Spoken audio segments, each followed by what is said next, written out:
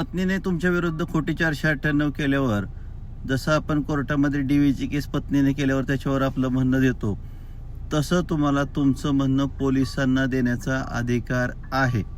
अनेक वेळा आपल्याला वाटतं की ही स्टेट केस आहे, सरकारी केस आहे, पोलिसात केलेली केस आहे, मग आपण आपलं म्हणणं कुठं द्यायचं.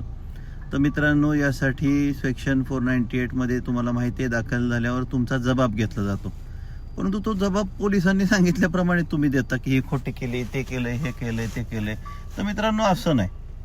तुम्हाला जे काय म्हणणं द्यायचंय तुम्ही ते म्हणणं देऊ शकता. त्याच्याबद्दल तुमचे जे काही पुरावे आहेत ते पण तुम्ही सादर करू शकता आणि मग तुम्ही ठरवू शकता की तुम्हाला त्यामध्ये काय म्हणणं द्यायचंय. त्यामध्ये तुमचे पुरावे असतील, कागदपत्र असतील आणि त्यासोबत तुमचं म्हणणं तुम्ही पोलिसांना कळवू शकता आणि त्यांना विनंती करू शकता की हे असे असे पुरावे आहेत, त्यामुळे सदरची तक्रार खोटी असल्याचा रिपोर्ट आपण न्यायालयात द्यावा.